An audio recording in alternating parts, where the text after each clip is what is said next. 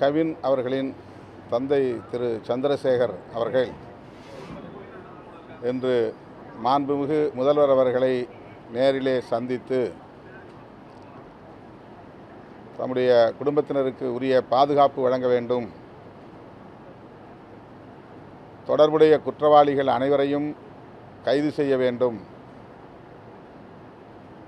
அந்த கொலையில் கூலிப்படையினருக்கும் தொடர்பு இருப்பதாக தெரிகிறது, எனவே யாரும் தப்பித்து விடாமல் இருக்கக்கூடிய வகையிலே உரிய நடவடிக்கைகளை மேற்கொள்ள வேண்டும் என்று வலியுறுத்தியிருக்கிறார்.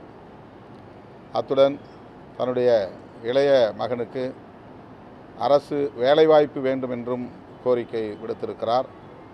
முதல்வர் அவர்கள் கனிவுடன் இந்த கோரிக்கைகளை செவிமடுத்தார், நிறைவேற்றுவதற்கு உரிய நடவடிக்கைகளை மேற்கொள்வார் என்று பெரிதும் நம்புகிறோம்.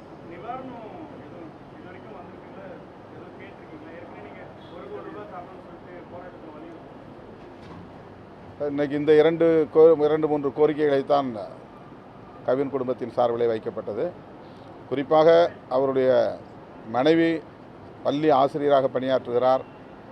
அவருக்கு சொந்த பகுதியிலேயே, அந்த கிராமத்திலேயே வேலை செய்யக்கூடிய வாய்ப்பை ஏற்படுத்தி தர வேண்டும், வெளியே செல்வது பாதுகாப்பற்ற ஒரு சூழலாக இருக்கிறது என்கிற கவலையை வெளிப்படுத்தியிருக்கிறார்.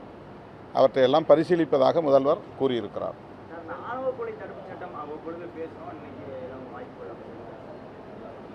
இல்லை, இந்த சந்திப்பில் அதை பற்றி நாங்கள் பேசவில்லை. அது ஒரு அரசியல் கோரிக்கை. இப்போதைக்கு இன்றைக்கு கவின் குடும்பத்தை சார்ந்தவர்கள் முன்வைத்த கோரிக்கைகளை மட்டுமே முதல்வரிடத்தில் நாங்கள் பேசியிருக்கிறோம்.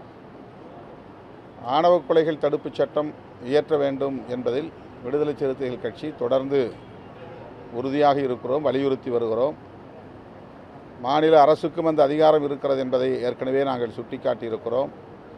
ஆர்ப்பாட்டங்களையும் நடத்தியிருக்கிறோம்.